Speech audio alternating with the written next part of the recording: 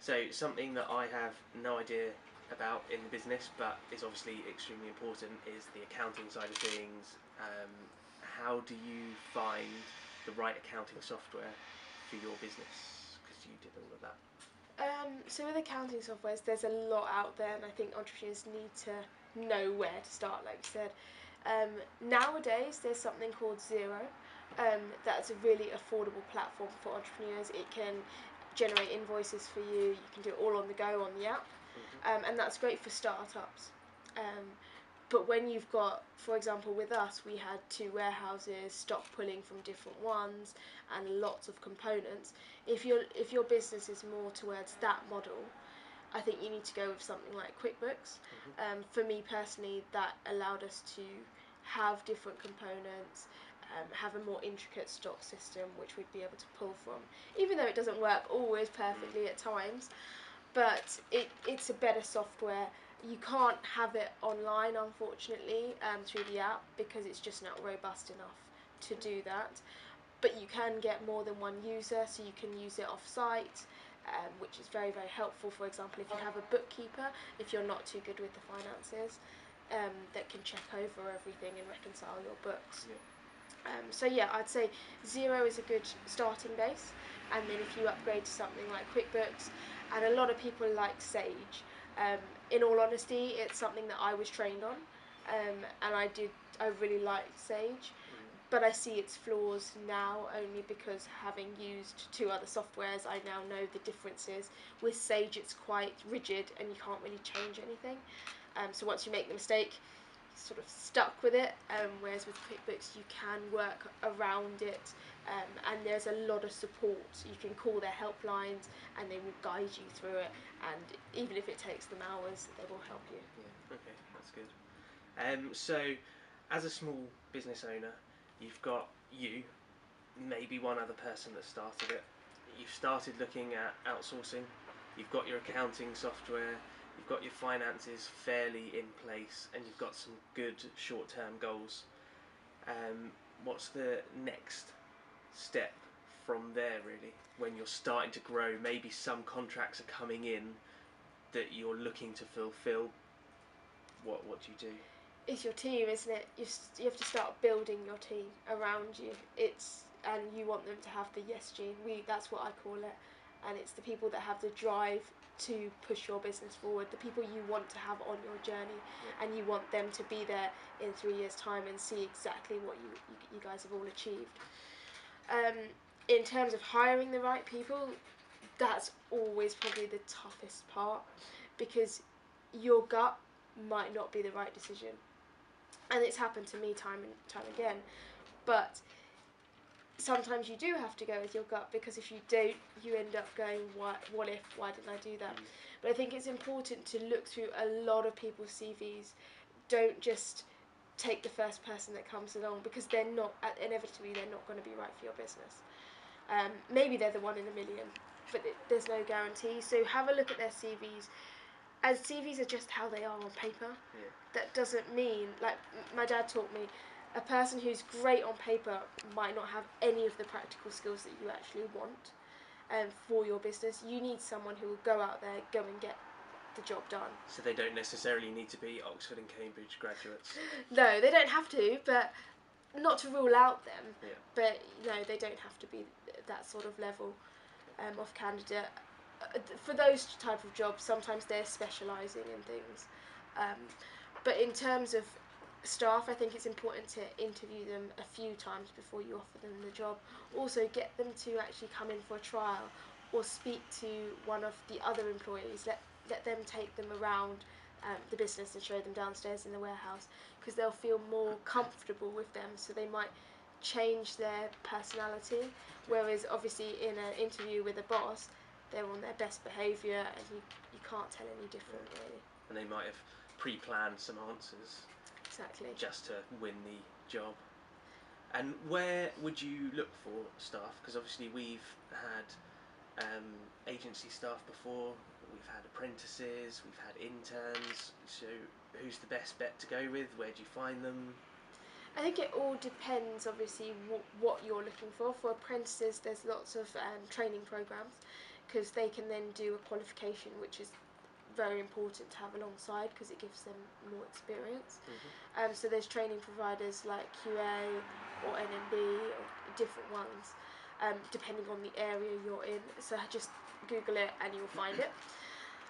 In terms of like normal salary jobs, things like Monster's really good for looking for people. You can get an account manager that will call you a lot, trying to give you new people that they want to put forward.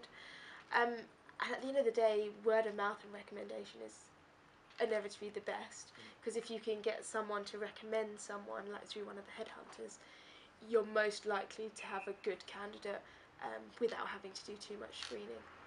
I think you mentioned earlier about the Yes Gene. What is the Yes Gene?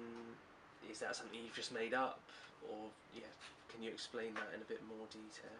Yeah, the Yes Gene is something I learnt from Richard Reed. Who is the founder of Innocent Drinks. Yeah. I'm sure a lot of people would know him. Yeah. But he taught me about the Yes Gene, mainly because they retained all of their staff members until 2008. And he said that is the reason why they lost so much. Because they'd never let go of anyone that wasn't pulling the weight in the business. And that's so important, because if you're carrying all this dead weight, you're never going to grow the business, and also the people that are actually the driving force of your business are going to end up not getting the rewards they need, and you're also going to be splitting a lot of the time, a lot of the jobs. People are going to have higher workloads because of the people who aren't doing their jobs.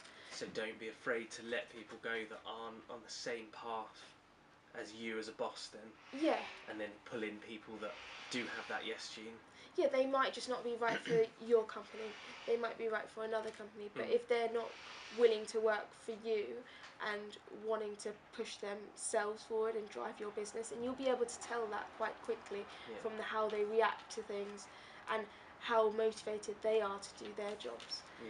But don't be afraid, like I said, to let them go, because there's going to be someone out there that will want their job and will want to work alongside you and see things as the bigger picture. Look how far we've come from two people. When you came on board when you were a primary school teacher, you never thought we'd get this far. But well, actually you probably did think we'd get this far, otherwise you wouldn't have come on board. You sold it to me quite well. So the Yes Gene then essentially is someone who just says yes. You ask them to do a task, they say yes without knowing whether they can actually do it or not, and then they figure out how they can do it afterwards, rather than telling one of your members of staff to do a job and they immediately start arguing with you, saying that they can't do it and it's too difficult and all of that sort of thing, I guess. Yeah, it's like a sort of an intra-entrepreneur. People who take like a hold of the job. People who really, like you said, say yes and carry on with it, and instead of moaning and saying, oh, I can't do this, I can't do that, they just get on with it and go. Okay. So for all those budding entrepreneurs, people that have just started a business, people that are about to start a business, or those that are maybe looking to grow an already established business, what sort of tips would you have for them as a final gift from Julianne Ponan? I think it's important to have a mentor, or surround yourself with people like-minded around you who are striving to get higher in their businesses, because this will help you. A lot of people say one mentor is better than a decade worth of education. So how true that is, I do think it is. Like, a mentor can be very valuable, especially when they've gone through everything that you're potentially going through, so they can help you avoid the pitfalls, and also give you the confidence to try and succeed as well, rather than having the fear of failure. So someone I know that has had a big impact on you as a business owner is Eric Ho, and he talks about his top 33%. What does that mean? Top 33%, it's basically surrounding yourself with people who are better than you, who are higher than you. And we're not saying, or he's not saying, get rid of all your friends that have been with you along the way. It's just surrounding yourself with people who are higher than you, that you can strive to be like or learn from, as at the end of the day, we're all learning every single day, and knowledge is only powerful when it's put into action. And learning from the people who have already put it into action is where those golden nuggets are, and that's what makes you an entrepreneur. Okay, but now you're not saying that you should use people who are higher than you, step on them to try and further your own career. It's all about learning, and you can help them out with certain things, they can help you out with certain things, giving, receiving. Because I know that in your professional career so far, you've had people that have tried to use you as a stepping stone maybe to further themselves. But that's not what you're talking about, is it, in your top 33%? No, top 33% is to collaborate with people, Yeah. but it's learning from each other. So you, like I said, you surrounding yourself with people who are like-minded or higher than you. Yeah. But you're learning from them, you're not using them. There's a very fine line between them both. I think it's important that you're all giving a certain information to each other. I also think there will be people that use you along the way, inevitably. Yeah. But that's just how it is. Don't let that put you down though. Just rise above it and get on with it and push through. Those people will drop away. Like Alex Reed, for example, he taught me the more haters that you have, it seems the more successful you are becoming. And it's so true. People will try and latch on to you if you're doing something big, but you'll see that, and you'll see that they're not there for the long run. So it's important to not let that bring you down, and that you carry on and keep going with people like my top 33, like Eric Ho. It's so important that you keep going. Yeah, I think something that I would say to people is the more people you step on the way to the top, the further you then have to fall when it all goes wrong, because those people that you've stepped on to get up there won't be there to support you because you've done what you've done to them. So it's important to give back. So if someone's doing a favour for you, you do a favour for them, and then you pass it. It's something called pay it forward, isn't it? Yeah. Pay it forward's very, very important. All entrepreneurs, I believe, should be doing it, and the majority of them do. They pay it forward either through mentorship, speaking, inspiring other entrepreneurs. Eric, like you said, he has a whole charity that he gives back with, and that's the sort of dream for me. And I think a lot of entrepreneurs are getting on board with these tools now. And you offer mentorship, don't you? So if there are entrepreneurs that want to learn from you, you would coach them through maybe their first 2 years, and you're a motivational speaker as well. So you're giving back to those people who are wanting to learn something. So you possibly would be considered in other people's top 33%, even though you might not admit something like that. Yeah, I guess maybe, yeah.